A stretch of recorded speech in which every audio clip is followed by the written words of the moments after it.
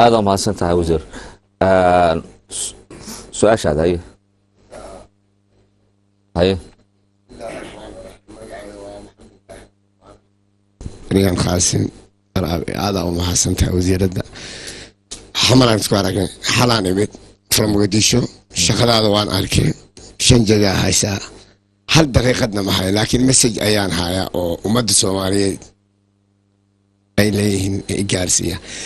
ومد الصومالية بدن أي ربا إنكو أركان أو بنانك كيما ده وجودها كجرا إنكو أركان marka hal week hal mar waa inaa u sameeysaa inay ku arkaan midda kale dhibaatada Soomaaliya ay jirta maanta xagga caafimaadka badida waxa waa kaliyaha ma laga yaabaa in la helo yani mashiin oo kaliya oo maaragtay dhagax saarahay شو محمد أي قبل أن سيننا مركور هاي هلا السلام عليكم حنانا لدها maanta waan ku faraxsanahay inaan ku arko youthka ahaan oo London joogno Soomaalida waxaan rabnay idea on siisid si ku kaalmeyn karno cause aniga wadankeena mutagin mana ku dhashinin like halkaan ku soo kornay marka waxaan rabnaa idea oo Soomaaliya one day na ku noqono oo wadankeena farax ku ahaano taageerad oo ku kaalmeyn karno هذا ما تنفع محمد أي بسم الله الرحمن الرحيم وزيرة والسلامية وكوسو دويننا يونيفرسال تي في وان كفر حسناينا مانت وحالكان كولونا أنا كل مرة بسؤال داري نانكالو وحن ربي بس إنان حوغير advice أما إيوه أول سؤال وقابن إنان ويديو وزيرة ده marka hore Soomaaliya macnaha 20 sano la soo dhaafay iyo ka badan ba qof hadda su'aal u baahan ama jawaab la siima dhibaatooyin wax dhacay waa wax walba iska cadihiin laakiin mid kaliya aan leeyahay oo su'aasha aniga aan weydiinayo doctorada wasiirada waxay tahay golaha wasiirada ama dawladda waxay ku dhaarteen kitaabka Ilaahay ayay gacanta saarteen taasoo macnaheedu ay tahay in ay ku dhaqayaan diinta wadanka siday tahay ugu dhaqayaan sida hadda muuqata qofkana waa inuu ku faano horta marka amaan uu helo ama wax uu helo inuu Ilaahay u laabto uu ku shukriyo uu ku mahadiyo waa ma bana amta rabbika fahaddith loo yiri nabiga inuu ku mahadiyo marka waxaan arkaynaa bariyahan dambe xooga yar interneteena ay ku jiraan iyo wararka TV-yada oo kale ka baxay oo kale shukriga Ilaahay in uu noqdo mid maxay ahaato xagga akhlaaqda ama maxay ahaato diin ahaan hatta aan ku haboonayn in ay TV-yada ka baxayaan oo kale oo qaar ka mid ah macnaha xukuumadda cusub oo riyadooda ay ka mid yihiin qaar hatta ay leeyihiin halkan London oo kale ma ahaan iyo Mareykanka oo kale macnaha la tusaayo macnaha inay jirto meesha nabad way jirtaa waa ku amaanan yihiin dawladdu way ku amaanan tahay nabadda marka in nabadii Ilaahay intii loogu mahadin lahaa in maartay dhinac kale loo bedelo ayaan xoogaa macnaha aan su'aasha ku wajahantahay marka maxaa ka qaban lahayd maxaa laga qaban lahaa arrintan hadda jirta haddii ka dawlad ahaan markaa tiin maxaa idinku oo blanking u qudisay محمد ومهتسيا هي سؤال السلام عليكم ورحمة الله وبركاته دكتورة صرت وما سنتهاي سؤالها قاركود iyo waxyaala aad nasiisa horto fikrad aad u fiican ay tahay waxaan rabay inaan ku weydiiyo maxay ka qabatay dawladda hadda sida arrimaha aad ka hadlayso dhahaysay geerida waxa ku badan gabdhaha umasha iyo carruurta yar oo 5 jirka intaysan gaarin umbartooriyada qaarkood ayaan arknaa xamar dhaxdiisa ay la degan yahay dad ay ku shaqeystaan private ahaan ay u isticmaalaan dawladda arintaas maxay ka qabatay maadaama loo baahan yahay tilaalada qaarkiisa in lagu tilaalo meelihii positionkii loogu talagalay uu yahay meesha tan kale sida aad sheegaysay dhakhaatiirta badan loo baahan yahay iyo dadkan dhigbax u baxay waxaad arkaysaa degmada Cabdicasiis degmada Xamar Weyne eeridaha oo dhinacaas oo dhan aan aragnaa xataa umbartooriyadu xataa ay tahay private dadkan aysan tabartooda ahayn inay wax ka dhiibaan dawladdu maxay qorshaheedu u yahay inay wax ugu qabato tilaalkaasii ilmaha sirar ku baaba'ayaan iyo dhigbaxaasii meelahaas ka dhacayo هذا ما سنتهاي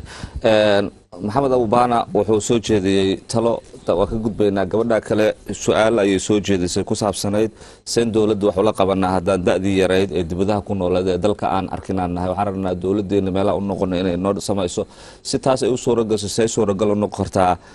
ميل آنكا كالمين كرنو إن لهلو waa su-aal aada u wanaagsan su-aashii maxamed ee ku saabsanayd maadaama dowladdii federaalka ahayd meelihii ay ka talinaysay ee guulo ka gaarto marar nabadii la helay fantasiyaha loo sameeyo islaamig ma waafaqsano ayaa maxamed siduu usoo jeediyey ah haddii fantasiya la sameynayo sida islaamku qaba in loo fantasiya in fanaaniin haysta goobo lagu caweeyo meeshaan maraykanka lamid taha la yiraahdo maadaama dowladdu ay wasiiradu ku dhaarteen kutubka qur-aanka shareecada islaamka fulinayaan maxaa fantasiyaha mid islaamiya looga dhigi lahaa sida maxamed uu soo jeediyey su-aasha kale ninkaa odagaa soo jeediyay iyaduna ku saabsan caruurta daayarka goobaha aan la gaarsiin karin see talaalka lagu gaarsiin karaa amaba adeeg bulsho loo gaarsiin karaa maadaama wasaaraddaadu wata saddexdaa su-aaladood wasiiraddan ku wareejinaya iyago Maryan Qaasim bismillaahi raxmaani raxiim waxaan jeclahay inaan walaalkay maxamed aan su-aashiisa aan ku hormaro ahmiyadeeda ay leedahay darteed waa run kitaabka ilaahay lagu dhaartay dastuurkana Soomaaliya in macnaha lagu maamulayo shareecada ku qoran laakiin waxaad xisaabta ku darsataa Soomaaliya waa wadan ka mid ah wadamadaas badan oo muslimka oo magaca muslimka ka ah dadkana 22 sano waxa burburkii muddadii uu jiray xataa aniga ma aaminsanay wixii diinta sidii loo baranay siday ahayd yani kama hadli karin marka wadankii wuxuu soo gaaray marxaladda hadda aan arkayno waana dadkeeni waa dadkeeni haddii aad aragto wax munkar ah oo aadan raalli ka ahayn waxaa jira habab badan oo wax looga bedeli karo ugu fiican inaad xikmad isticmaasho udcu ilaa sabiili rabbika bilxikmati walmawcida alxasana wajaadilhum bilatii hiya axsan marka raalli ani shakhsiyan raalli kamana noqonayo wax kasta oo macnaha oo ay ka tartiib maayaan in la macsiyo ay ka abuurmaysa laakiin haddana hal maalin wax lama bedeli karo nabiga calayhi salaatu wasalaam risaaladan loo soo dhiibay maka 13 sano uu joogay marxaladihii maka si fiican aad u taqaanaa yani haddana markuu madiina tegay yani wixii wuxuu u baahan yahay marxalada dadkii horta in wacyiga dadka kor loo qaado in dadkii Soomaaliyeed wacyigiisii kor loo qaado ayadoo weli si xikmad la adeegsanayo in dadkii loo dhimriyo in macnaha waa ku tala jirnaa kuma faraxsanay ani wax kasta oo munkar kuma faraxsanay laakiin still in la keeno tagyiir in isbedel la keeno waa wax aad u adag waad ogtay xataa reer galbeedka waxay dhan change marka la sameeyo waa wax adag change-gaas waa iman doona maalin laakiin in loo sabro qof walbana kaalintiisa uu ka qaato waxay noqotay Soomaaliya aniga sida hadda aan arko waa gees jidkii dhexe male Soomaaliya dadka ama waxay jecelyihiin xaggaas in istaagan ama xaggaas ma nature-ka qofka Soomaaliga ahaa ma garan kari laakiin la daraasiyay u baahan tahay laanu xataa qofka hadii qofka qof muslim oo qof walaalka dambi kasto ugu weyn haduu galo qofkii waa qof muslim macna hab loogu aqli celin karaa jiro hab loogu dhimrin karaa jiro hab ilaahi jidkiisa loogu tusi karaa jiro laakiin dadkii kalena geeska kale istaagaan qofkii waxaan sameeyay ama la dilay ama yani meeshii waxaa dhumay jidkii dhexe wasatiyadii oo islaamka yaa dhuntay annaga marka roolkeena muxuu yahay annaga roolkeena waxaa way sida ugu fiican oo xikmad ku jirto shacib iyo dawladba in loo nasiixeeyo diintan waa nasiixa Soomaa in loo nasiixeeyo oo si macnaha bini aadanka waa la jarribay bini aadan wuxuu wax kuma qaato bini aadan waxa lagu force garay ma qaato weligiis bini aadan waxaan aragnay jalbaabkan gabdhihii lagu qasbay maalintii qofka ku qasbay uu dhaqaaq hore ka tuuraysaa bini aadanka korkan kama qabsan kartid bini aadanka maskaxda waa inaad ka qabsataa maskaxda waa inaad ka bedeshaa qalbiga waa inaad ka bedeshaa ficilka uu sameeynayo waa ficil uu ku qanacsan yahay oo maskaxda iyo qalbiga that's why UNESCO maxaa ku jira qodobadeeda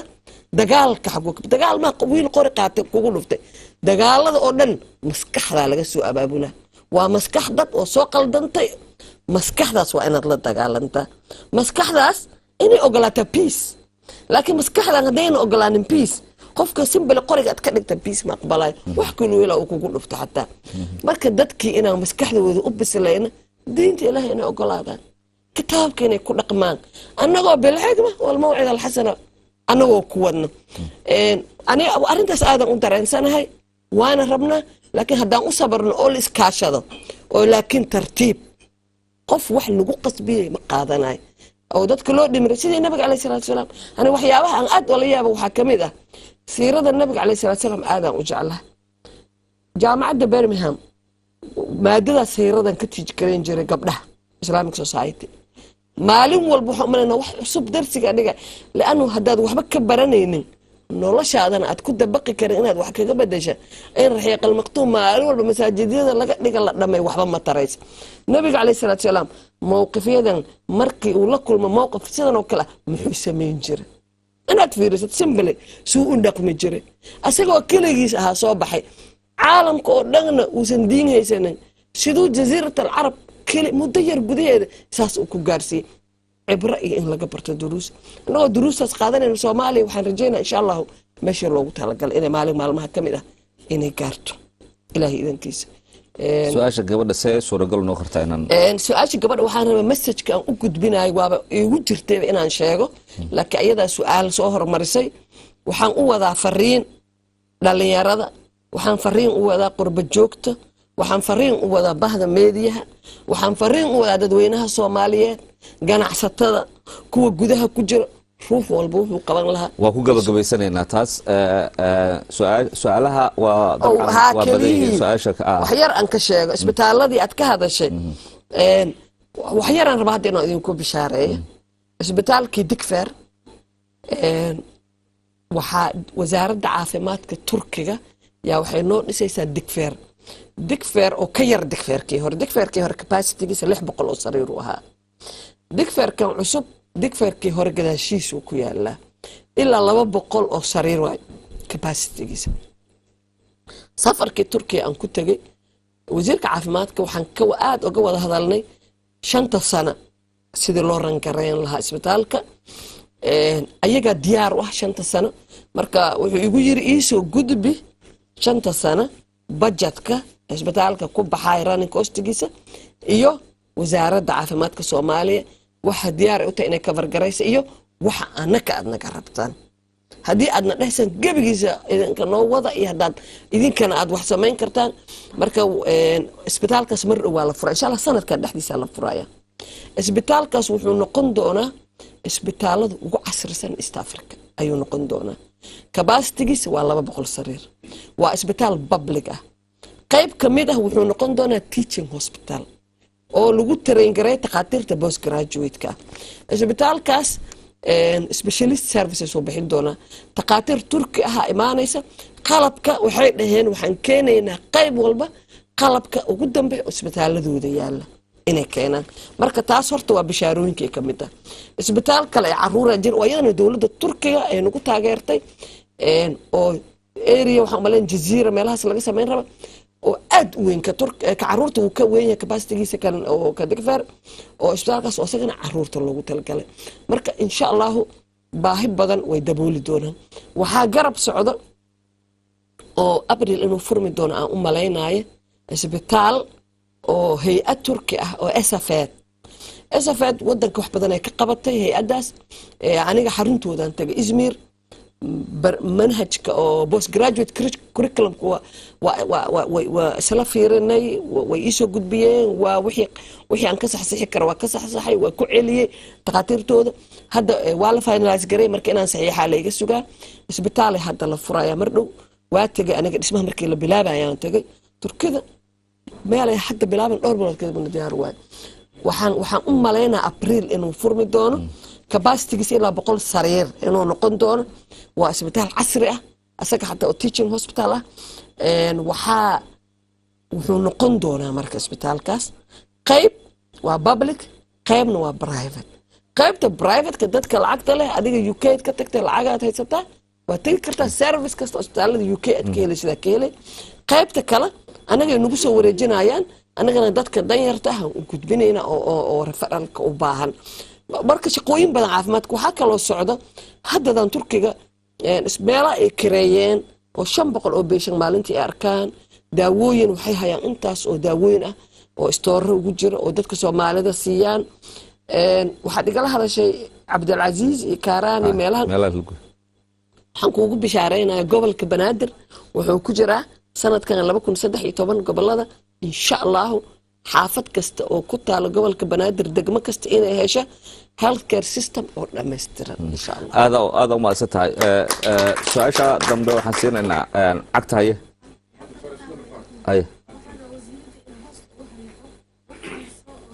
TV-ga marka abiilka soo fadhiisano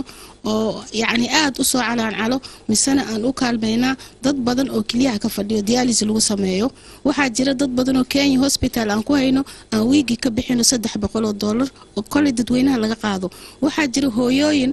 oo Sacuudiga jooga oo aad ugu dhibaataysan ay sharci lahayn iyo hal famil waxay hayaan 3 oo keliyaha ka fadhiso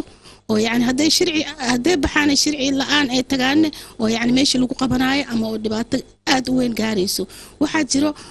wiil yar oo dhalinyaro oo walaalkii Soomaaliya laga keeno tahriib ku yimid soo kelida ugu bixiyo aan ka joojinay aan niri yani rajaan leenahay kulli tabo ilaa hadda iska sii dhaq kaliya dialysis samee marka waxaan hoosta ka xariiqaynaa adoo kulli waxba lagu tilmaamayna waxna lagu sheegaynin in priority badan la siiyo dadka kaliya ka fadhiyo oo aad yani calaacakooda noogu soo badanayo misana aan hayno liiski dadka dibadaha joogay qaar Malaysia naga joogo qaar Sacuudiga naga joogo u badan qaar in dhalla oo loo sameeyay qaar badan Sacuudiga joogo marka liiski waa diyaarinay liiskina soo gudbin kaliya dhiman marka dadkaas mudan wasiir aad ba u mahadsan tahay su'aashaada haye marka hore waxaan salaamayaa wasiirka arrimaha bulshada ee dawladda federaalka Soomaaliya oo runtii hawl ballaaran ay u taalo tan iyo muddadii la magacaabana aan kala soconay telefishinka aan ka shaqeyno iyo wararka wariyaasheena qaabkii sida wax u socdaan aniga su'aal ma qabo laakiin ra'yigayga wuxuu yahay mar haddii arrimihii bulshada la yiri oo ay muhiim u tahay gudihii dalka Soomaaliya gaar ahaan magaalada Muqdisho oo aad iyo aad u liidata waxa aan aaminsanahay waxa la yiri laba walaal kii jaabkiisu buuran yahay ayaa weyn dadkan gudaha waxa laga xukumaa dibadda dadkooda lacag u dira markay lacagta u diraan fariintay u sheegaan waa qaataan fariimihii hore ee la fari jiray dadka inta badan waxay ahaayeen in dhibaato la abuuro way yeeleen dadkii hadda waxay fari karaan in nabadgelyo laga shaqeeyo oo la baneeyo goobaha caafimaadka iyo waxbarashada fursadaas qaaliga ah meelaha dibadda markaad maraysa hadda dadka sidoo kale uga codsatid waxay u sheegayaan markay lacagta u dirayaan bisha dhamaadkeeda in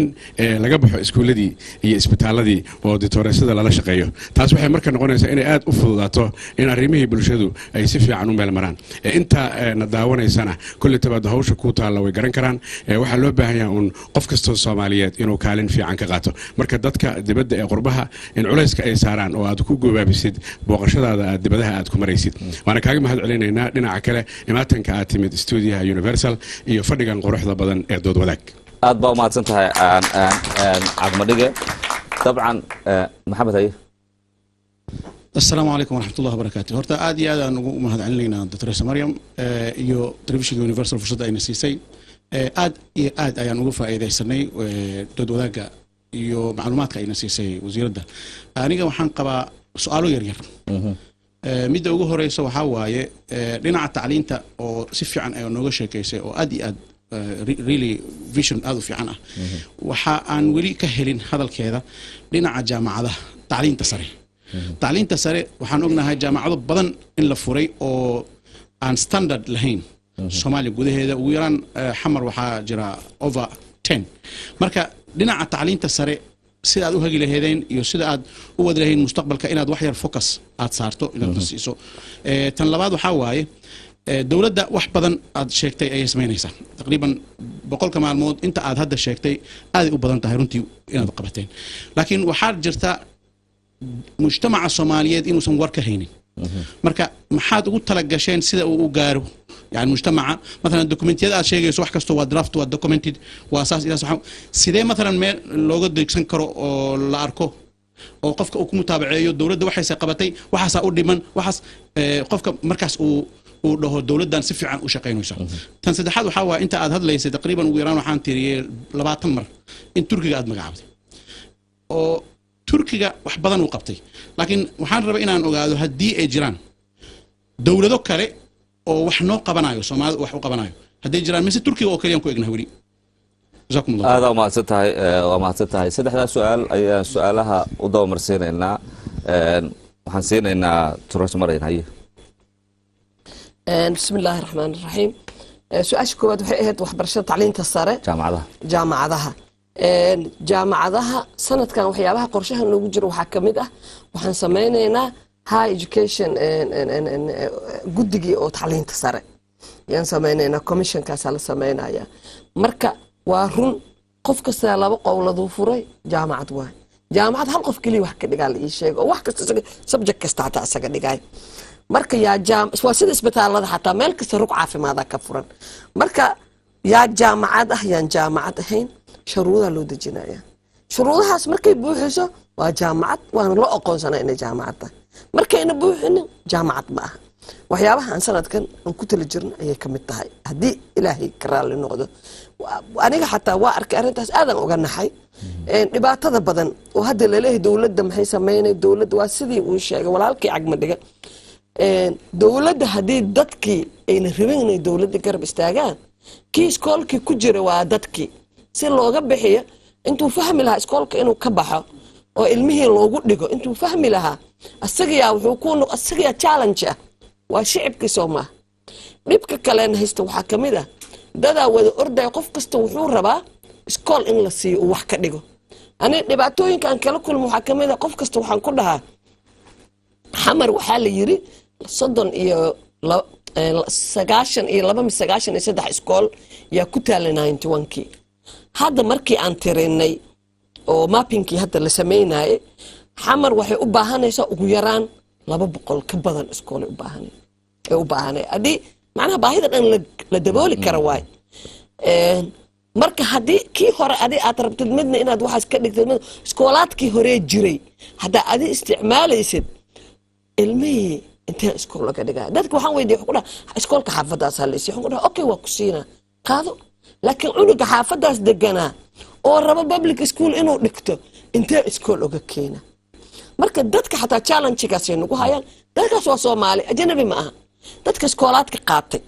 ama iskoolaadka ku jiro waa Soomaali dadka maalin walba imaana iskool hal isiyale waa Soomaali iskoolkii aan rabay inaan furo public oo cunuga lacag la'aan inuu ku dhigto aan rabay qof aan rabaa inuu qato markaas qofka waxaan dhahaa war ilmihii Soomaaliyeed xaafadaas deganaa maxaan ku xalinaynaa marka horta dadka inay taas fahmaan taas dawladda dadka taas ka kaalmeyn kara hadda wax akademiyadii oo dhaqanka iyo waa la degan yahay inaan soo noolayno waxaas marka hore dadkii deganaa inaad ka bixisaa waxay noqonaysaa sheeko dheer marka horta wacyiga dadka inuu gaaro inay iyaga garab istaagaan dawladooda markay garab istaagaan kii isbitaal ku jira iyo kii iskool ku jira iyo wixii siduu hadda uu noo sheegay walaalkay cagma dhiga taas in la iska wada kaalmaysta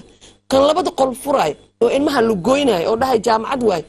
inuu bisayl gaar inuusan ilmaha lu gooynin laakiin waxaan sameynaynaa guddigaas challenge-ga ka hor imaan doona waa ogahay hadduu amniga aad u sugnayn Soomaaliya qof kasta asagaa dawlad ah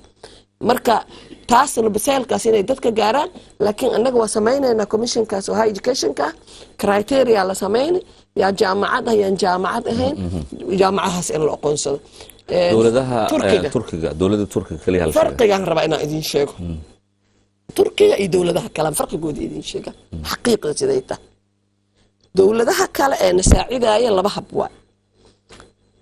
dowladihii donors kala dhihi jiray ee deeq bixiyaasha la dhihi jiray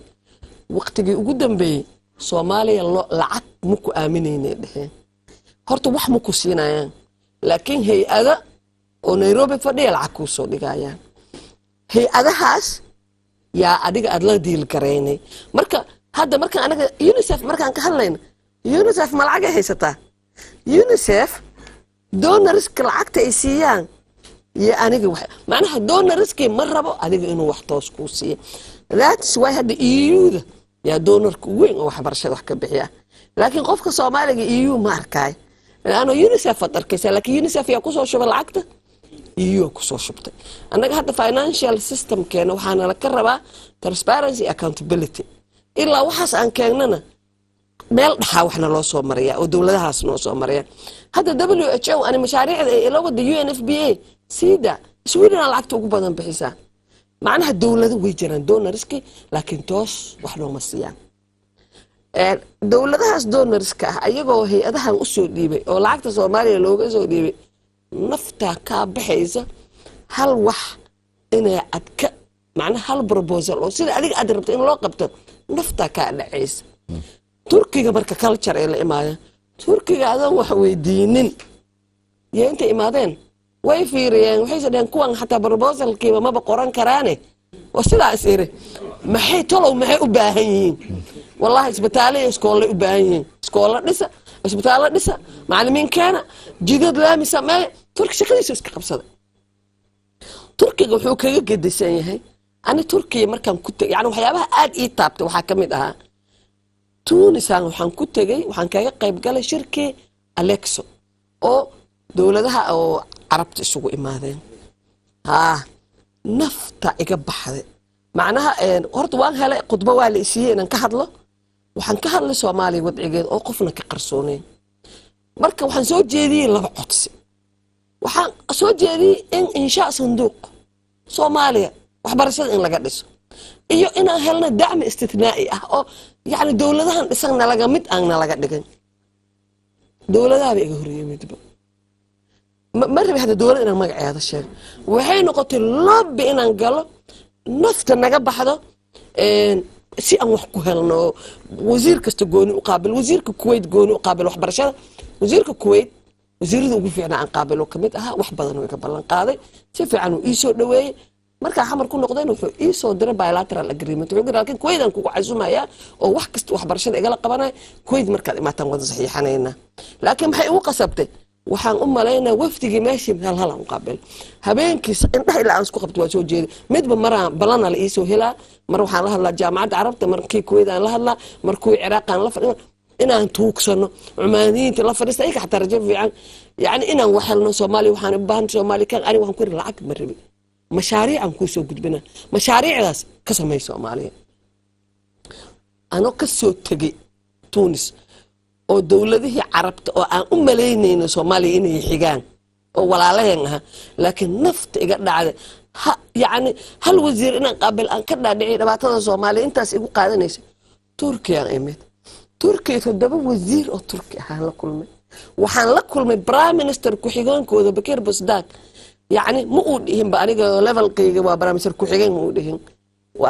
واللي بكرسي جيس حتى وكك عساس ويورفدي وزير كاستمر كأصل هذا إنه إيش جاية أنجا برايم مينستر كان وحنا الأمر الدولة دينا سومالي وبرايورتي وحكست أو سومالي أربط وسمينين وبرايورتي مركز الله فريستي وزير كان برايم مينستر كوحيجينك بكير بوسداك wuxuu sidii lag wuxuu Soomaaliya waa priority aniga wuxuu Erdogan wuxuu xil saaray malafka Soomaaliya khaas gacanta laga saaray wax alla waxaad rabtaan inaan sameyn waxyaabaha aan arkay waxa wasiirka caafimaadka markii waa isla qadeynay markii meetingkan ama waxaan press release aan wada qabanay hadallada aad ii taabto waxa kamid ah wuxuu yiri marka uga sheekay dhibaatada Soomaaliya caafimaadka wuxuu yiri hadalkiisa waxa ku jira hooyo Soomaaliyeed inay remote village ee Soomaaliya inay ku dhimato ama ku dhibtooto iyo gabadha Turkiga inay dhibto xiro isku kay mid mas'uuliyadda iga saaran hooyada Turkiga ta Soomaaliya iga saaran yaani waxay xataa waxay dhahay mataqana ayaga ma qabo 80 milyan miya iyo way isku darayaan 10 milyan waxay leeyihiin hal dawlad camal aan isku marka dadkan dhunta inay ku xabaabsato ogama baahnin adoo wax weydiinin yeena wax ku jaan diyaar u yihiin qodobkaas waa qodobka labaad qof dhaxkuuma soo maraya toos ayaga xamar imaanay shaqada ayaga gacmahooda ku qabanay uma baahnid inay wax doonaraanahay hebel aan u dhiibeynaa hebel soo mar kuma aamin ayagaaba imaanay shaqadii ayaga wada ma cabsanayaan xamar ay dhax socdaan taqtar aan arkay taqaatiirta kamid ah oo aan aad isula shaqeyno qarax waxa ta ka badbaaday markaas la yiraahdo xamar ma ka tagay wuxuu yiraahdaa maya malagayga markuu soo galaa dhimana macallimiinta iskoolka polytechnicada ilmaha ana حتى familiyaashooda la fariistay cunug ugu yar oo meesha jooga 6 bilood uu jira macal familiyaalkooda soo guureen waxa ka go'an waxay dhaheen waxa naga go'an Soomaaliya inaan u gargaarno anagoo wadanin wax ajanda qarsoon marka way jiraan dawladii kale ka doonar ku soo marsiinayeen waa sida laakiin Turkiga uu soo gala xamar dadkana aad u jeclaadeen واساسي كل قديسين أرنت كوساب سن دوكيمنتيga halkee laga daawan karaa waxaa la samayn karaa hadda boqolkii maalmood barnaamijkii boqolka maalmood anaga barnaamijka wuxuu naga codsaday wasaarad walba inay soo gudbiso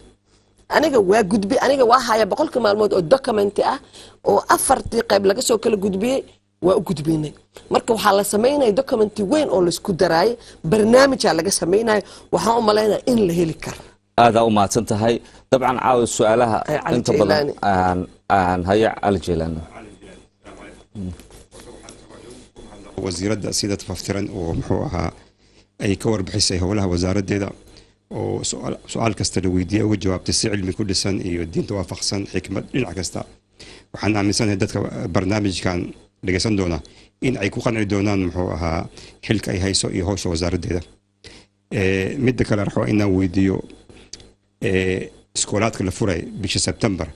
wasaaradda ma u diyaarisay qalabkii iyo facility-ga loo baahan yahay miisaaniyadii ma u haysaa tan labaadna waxa waaye xagga muxuu ahaa sida la socoto scholarship ee Turkiga waxaa ka dhacay masmaaqs badan oo ilaa mas'uuliyiin sarsare lagu xiray xag ayaamaha waxaan ku arkaa website-yada in shaqasiin ama muxuu ahaa shaqo loo tartamay shaqasiismada ilaa xadkee aad u malaynaysa in cadaalad u dhici karto mas'uuliyiin oo hawsha si fiican u gudi kara oo cadaalad ka dhici karto shaqasiismada ma loogu talagalay السلام عليكم هذا ما ستة على الجيران طبعا وقتي قلنا نقول رأوجيد سؤالها السيد عن أودنا أمباسطور كلمة ذا قدام بيا بسيرنا هي راليجا هذا مع الوزير راليجا هو ناس صنع لكن شيء يعني هذا الرضا وحايته هاي بهذا الشيء تبع وحقوق لها أنا مردم المرخاض هذا يعني برنامج مدحوينها ما كنا للجوجي وعنو شيء إن شنبلوز مشاهر قاعدن هذه هذا السيد إنه شيء ويسع أنا وحنا شعبي وحنا إلى عن كل جوي أو أسكو هيسانو إنا وحيسانو ومالك بريس كيني وحيني برونتيه مركا يعني ما هي كله تهاي مركا إلا قرما عايز صعد دون تاتن وحدنا وحنا لو شيء إن الله الدولة أو رسمي يعني دولة رسمي أنا ميزانية إذا لو صوشوا واسا شكتي إن لعقتي دولة صوشوا إنه ماشي نيروبي ولا سومر سينايو مركا حقي مركا هدي الصومالي نهاي يعني طبعا بمركا كودا ليغا كوكركراي وهذا تري ورنيو ما يشتاج لو ديلايو يعني وحلقاتو ان دمتو تريدو البابك يحرق عندنا مره انيغا waxba haysin idaafa oo in ma taqaana aan aragno Soomaaliyo iskeeda u soo kacda ma jira dowladdiina waa jirtaa magaciina waa jiraayo inta ma taqaana waxaana la yiri wiliba nagu daray waxa diin rasmi tii hore bal ay qaato ku meel gaaran ahay waa ku soo kari laakiin rasmiga taariikhda gaajan way haysaa marka ila goorma aad filaysaa in socdo aada ma santahay labada su'aaladood aan ugu daba marsiinayna cali jeelaani arinta musuqmaasuqa ku saabsan ama waxa aadan dadka dibadda waxbarashada u aadaya iyo sidaas oo kale iyo su'aashan oo dad badan oo Soomaaliya waayahan dambe aad isku weydiinayaan ambassadorka soo jeediyay ku saabsan in xilligii madaxweynuhu halkan kursiga hadda ka fadhiyay wuxuu sheegay in aanu wax mushaara aanu qaadanin xilliga ambassadorku wuxuu qabaa ila goormay soconaysaa haday suuragal noqotay adduunka in laga quusto dadka dibadaha jooga iyo Soomaalida haday iskaashadaan dalkooda oo ku filan yihiin rajadaas ma ka soo quusateen oo dadka wax weydiisanaysan dad badan qabaan waa isku filan yihiin Soomaalida hayo mudana wasiir bismillaah adan ku hormar aan su'aashi walaalkay cali jeelaani wuxuu weydiiyay 1 milyan ilmood miisaaniyadii anaga intii tabarteena waa orodnay waa la kulanay hay'ado badan iyo donors badan laakiin Soomaalida waxay ku maamaadaan nin walba gacmihiisa xabadaada biyo looga dhirgaa aniga waxaan la fariistay hay'adaha UNICEF partnerka ugu weyn oo hadda macnaha partners kale way jiraan sida UNESCO wixii waa hor dhignay ayaga waa diyaar laakiin waxaan u sheegay oo aan rabo anoo arintaadii ku soo xiraayo aniga maalintan la fadhiyay UNICEF waxaan ku yiri aadi u jeclaadeen macnaha arintan waxay dhaheen markaan soo hor dhigay waxay dhaheen inay dadaalayaan waxayna keenayaan waxaan ku yiri waliba waxaan ku yiri dollar kasta aad keentaan donorska u bixi waxaan kor saarayaa dollar oo qofka Soomaaliga jeebkiisa ka soo baxay qofka Soomaaliga oo aan rabna jeebkiisa inuu doolarka ka soo baxa waa ganacsatadii waa dadkii diasporadii waa macnaha waa in la helaa Soomaalida inay qayb ka noqoto mashruucan xitaa hadii hay-ada sida UNICEF oo kale ay wax nasiyaan laano dhinac waxa jira waa dhismihii iskoolad in la dhisaa la rabaa dhinac macallimiin in la train gareeyaa la rabaa mashaar loo helo macnaha waa wax balaaran marka xataa hadaan helno oo UNICEF iyo hay-ada kale iyo EU wixii aan helnaba Soomaalida waxaan rabnaa rol weyn inay ka qaataan waxaan rabnaa inaan soo nooleyno iska wax qabso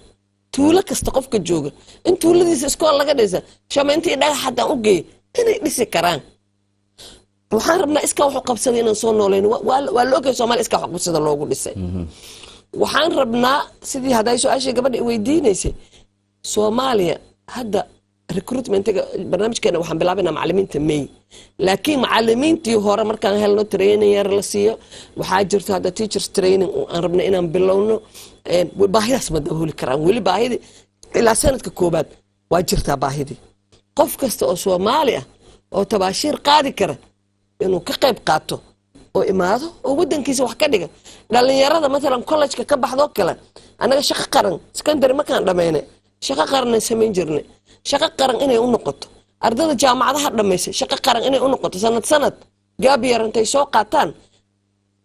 laga wada hadlo oo maalqabeenka iyo ganacsatada iyo dadka dhan lala hadlo ardadaas accommodationkoodii iyo wixii in la daboolo ayagayna waxbarashada inay ka qayb qaataan dadkii dadaa wadankiisa dhisi karaa hay-ad kasta haday bixis hadii la dhaada 100 milyan ku bixis hadii la 200 milyan ku bixis xataa hadii la sii aniga waxaan aaminsanahay dhadhan malaha haday ka maqan tahay Soomaalida qaybteedii Soomaalida wixii inay wax ku lahaato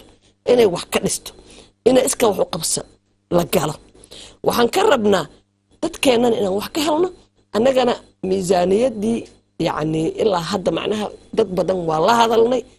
rajada aniga aan qaba shakhsiyan lacagtaas in la helayo aan qaba rajada iskoolaadka lagu furay tii Turkiga iyo minxooyinkii wixii iga horeey waa maqlay musuqmaasuq balaaya dhacday hatta anaga wasaaraddeena lugta la soo galay aniga maalin waxa dhacday aniga wasaaradda ka maqan maalintaas waxaan marba meelaan fariistaa mar caafimaadkan fariistaa marba meelaan fariistaa maalintaas waxaan fadhiyay agaasinka haweenka ayaan fadhiyay markii galab waxa lagu yiri wasaaradda horteeda waa lagu mudaharaadaya booliis idada buuxaana shaqan ku jira markaan shaqada ka soo ran waxa la ii sheegay dad in la xiray wixii aan baabaarnay subaxii waxaan helnay ninkii case-ka qaaday marka ninkii wuxuu noo sheegay dadweynaha inay dacwo soo gudbiyeen dadweyne lacag ka maqan tahay dadweynahaas oo leh lacagtaas aan laga qaado oo waxaana la yiri waxa ilmihiina waxbarasho dibadda la idinku qaadaya marka baaristiina ayaga gurigii markay tageen oo dadkii waxa ku lug lahaa kulay shahaadooyin iyo baasaboor inay ka soo heleen baaristii marka waxay socotay marka aniga hay-ad dambi baarisna ma ihi hay-ad amnina ma ihi marka in dad la xirxiray oo dijigii hor wasaaradda uu kamid yahay oo wiil inuu baxsaday oo lacag badan la baxsaday laakiin hay-adaha amniga iyo hay-adaha cadaaladda yaa shaqadaas waday because ani mandate-kaygaba ma ahaba marka waxaan sameynay wax kasta oo waxbarasho wadanka imaado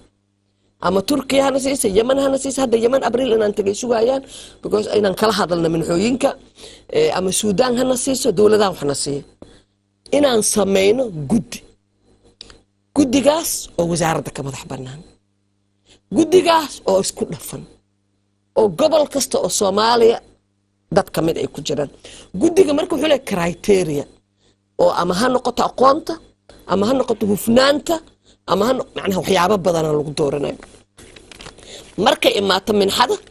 inay noqoto gobolada dhan ee Soomaaliya in la fiiriyo gobol kasta xataa kuwa qaxootiga ku jiraan Allah ka dhigay in loo subiyo koota مثلا حمر كوتدانا كسو هagaagtay marka kootadana kusoo hagaag in la kala qaybiyo markii la kala qaybiyo gobol kasta meeshiisa imtixaan inuu ku galo imtixaanka markuu galo ilmihii ugu sareeyo in laga soo qaado meel walba saas in horta min xadii gudigaas u saaray gudiga shaqadiisana waa u qornay wixii hore oo dhacay dembi kuma lihin hadda wax yar tusaale waxaa idiin sheegaa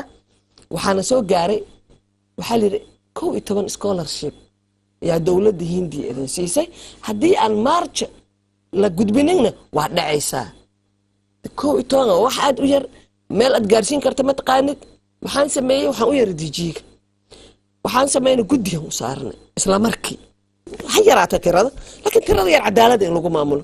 waxaan sameynay 2 puntland aan siinay hal waxaan siinay galmudug 8 soo harta waxaan u yarnay daladihii waxbarashada daladaha waa badan yihiin 8 ma waa ka badan yihiin wadanka oo dhan ay ka howlgalaan daladihii aa loo qori tuuray 8 dalad in dalad kasta hal la siiyo daladihii qori tuurka ayagoo qanacsan qori ridkii yaa maxay ahayd 8 heshay yaa hal u qaadatay 8 iskoolaadkoodii qorid u sameeyeen iskoolkii hal qof ka soo saareen qofkii soo gudbiyeen tii xataa saas hadii lagu qaybiyay waxaan jecelnahay sida ugu fiican oo cadaalad ku maamuli karna ku maamul still bini aadananahay waxa imaan doona nuqsi waa imaana bini aadan tii waxaan rabaa safiirka lacagta marxaladii anaga aan dawladda waxay ku wareegtay qasnad faraaq ah bal qasnad faraaq ma qasnad gaduudan laana wasaaradaha dhan deyna lagu leeyahay oo running cost ma jirin sanadkii wasaaradaha waxa lagu leeyahay ani markaan tagay ku kasta wuxuu ii dhibay list deyn ah korontadii telefoonka wixii lagu leeyahay marka waxaa jira laba arrimood lacag la'aanta ilaa goormay soconaysa horta dadka lagama maarmo Soomaaliya dadkeeda lagama maarmo oo qofka Soomaaliga ama dawladdu waxay ku istaagaysaa waa dadkeeda arintan ah dakhliga ma jirin canshuur system oo had waalida jey tariifadii waa aragtan waa la marsiyaa umalena golaha wasiirada inland revenue-gi waa bilaabmaya canshuurtii dhinaca kale telecommunication-ka wasaaradda warfaafinta waxay u qabatay meeting weyn ayagana waxaan in bil kasta lacag ay bixinaan iyo wixii waa la habeeyay dekadii waxaan ku soo toosnay dabaylo xunaa socday macnaha tariifa la sameeyay canshuura wadanka soo gali doontaa laakiin markii hadda lacag ma taale maya ma uulin way waxa kale oo idinku bishaareynayna iga ogtiin idinka iga cilmi badan Soomaaliya khayraadka dhulka hoostiisa ku jiro inuu yahay waxaan laga hadli karin adduunka noo tartamay noo soo wada ordaayana khayraadkaas loo soo shirkadihii petroolka yaa Soomaaliya isku dilay oo hadda imaanay marka khayraadkaasna insha Allah waa soo bixi doona waa dheele beereed waa soo bixi doontaa hay-adihii yaan rabaa madaxweynaha hadal cad ayuu hay-adaha kula hadlay donorska anyway WHO UNICEF ilaa had wax u dhiibaan laakiin awal waxaa jirtay WHO ilaa wasaaradda caafimaadka 10 NGO ku dhex jirtay tii waa la joojiyay no directly anaka nala shaqeynayaan xafiisyadoodan xamar ka fura xamar isu guurayaan aad u mahadsan tahay Teresa Maryan dabcan waa su'aashii ugu dambeysay wixii hadda ka horeeyay dadku aday su'aalo ku weydiinayay hadda talooyin iyo haddaad su'aal qabto waxaan fursad kuu siinaynaa 5 daqiiqo inaad wixii aragtidaada iyo wixii dadka Soomaaliyeed ku daawanaya iyo kuwa nala joogaba aad ka doonaysay haddii ayaga laftigooda aad su'aal weydiinaysaba hay'ad Teresa Maryan bismillaahir rahmaanir rahiim horta waxaad aad ugu mahadsantihiin telefishinka Universal fursadan oo EC oo maanta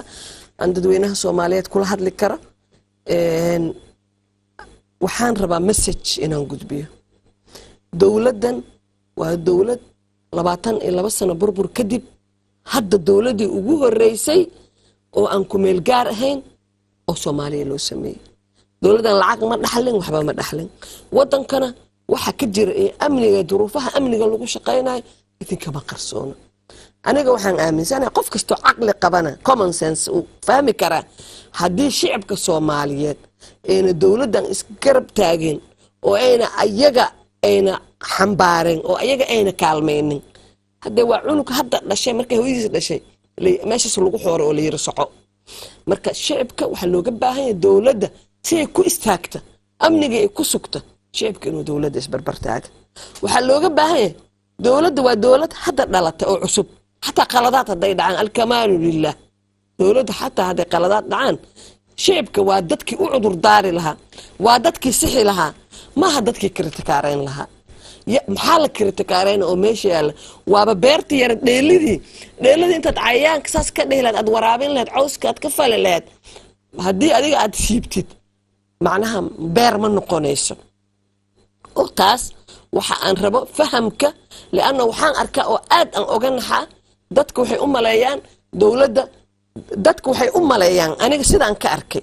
waxay u maleeyaan dadka kartida iyo sharafta inay tahay dawladda in la isku taago in su'aalo la weydiiyo in la kritikaareeyo ani mishaar lema siinin wasiiraan ahay duruufta aad aragteen aan ku shaqeeya madaxweynahana uu idiin sheegay running costiga inaan jeebkayga ka bixi feelo la soo gadaan ku shaqeeyaa qofka waxaan ka rabaa inuu isaaciido kama raba inuu kritikaareeyo because duruuftaasaan ku jiraa hadduu ii imaado inuu wax ila qabto laakiin waxaas maxaa u samayn weyse waxaas maxaan ku samaynaa siaan ku samaynaa taas horta waa message aan rabo dadka Soomaaliyeed fahamkan qaldan ila xisaabtan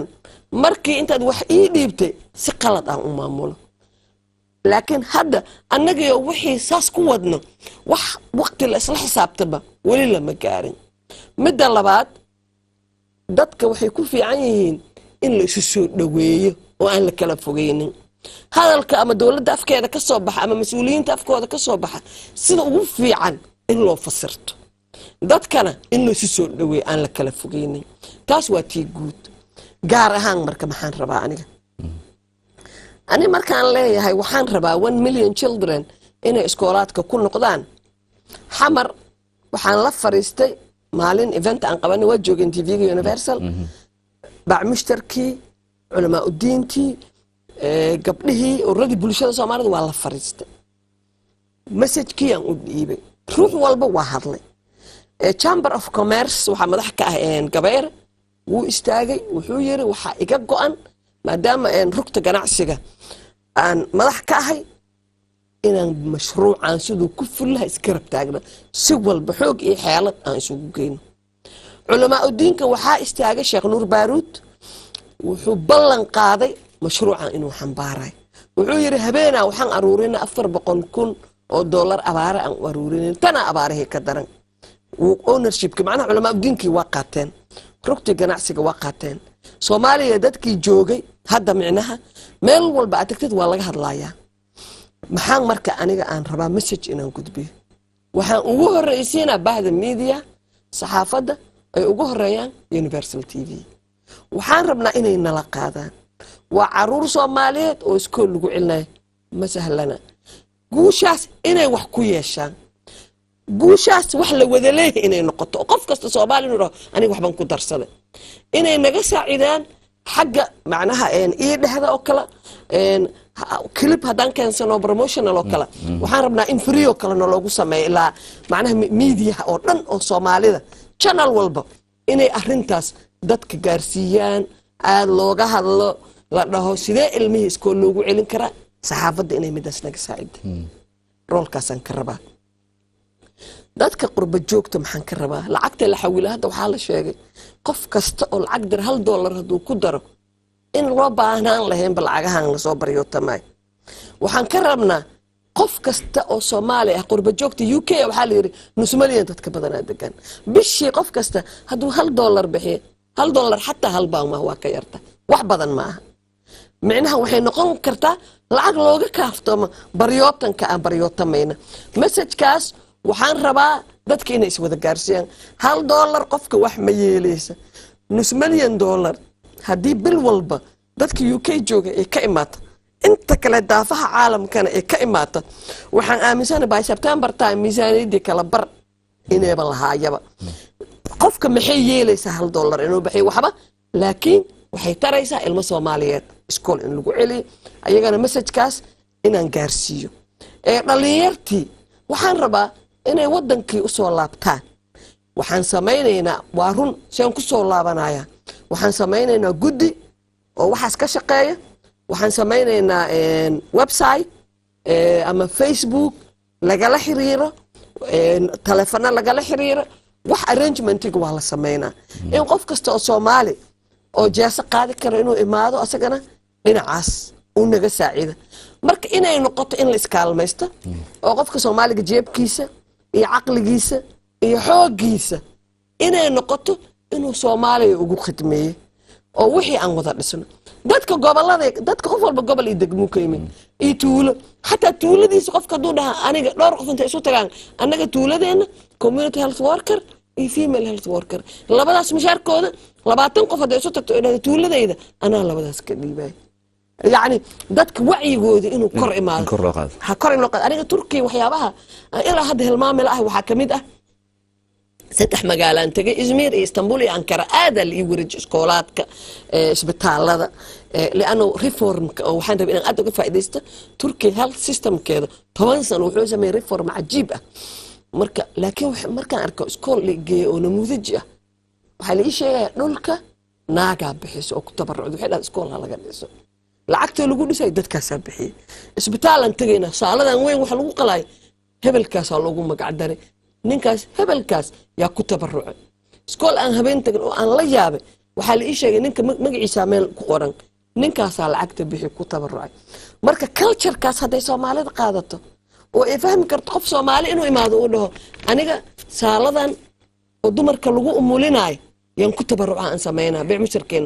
anaga primary health care kan intaasan kaga darsanayna Soomaalida wacyigaas inay yeelato dawlad kaligeed wax ma dhisi karta shicibka waxaan u baahanahay inay nala xambaaraan si loo helo Soomaaliya وصومالي هورا كفيعان خيرات كلك هوستيس كجرا ما سو بخايان هدان امنيغا لا سوغن نبدغليدا لا هيلين انغا هدان كقيب قادانين امنيغا سوغستيسنا خيراتكاس وليغيسا سو دوغنانايا marka waxaan aaminsanahay gacmo wada jirbi wax ku gooyaan shicib iyo dawlad aan gacmaha isqabsano aan ku dadaalno sidii wadankeena wax u qaban aada u baadsan tahay dabcan dad badan oo Soomaaliya ayaa barnaamijka daawanaya تلفزيون يونيفرسال وكمل التلفزيون هذا كهذا الأفكار الصومالية وكمل التلفزيون كجوهر مدح بنان ما ملكيس يشغالها وزير الدعوة سيدي تلفزيون كوا أقبلي وحنا قاعد كوسين دون 500,000 قفود وده اللي رأى إن قاعد كلاسينو سيدي أي وحبرشة دي بقول نقول هاي سنكلا طبعا هذا إنه كفتنا أنت بدن حليد وجودن بيدلك الصومالية قبلها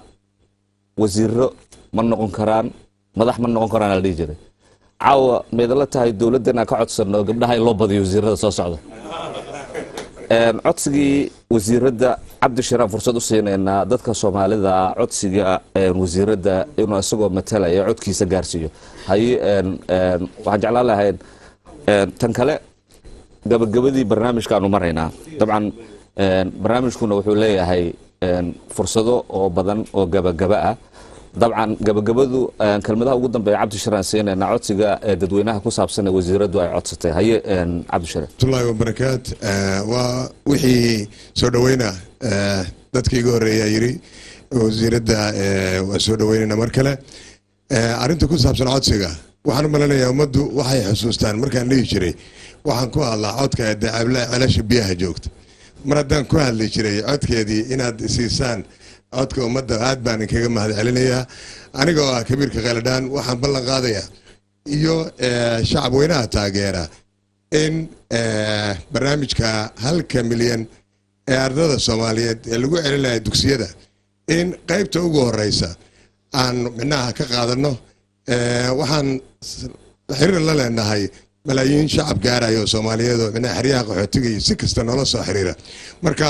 hormood baanu ka noqon doonaa hadii la yiraahdo wax kasta oo suurtagal ah geed dheer iyo geed gaabanba waan u korinaa hadii la yiraahdo biyo sacbada looga dhargaa marka aad iyo aad baan kaga mahadcelinaya mar kale inaad channelskaada siiseen aan codkii shacabka ummadda Soomaaliyeed ku hadlo aan magacoodana ku yiraahdo waa qaadanay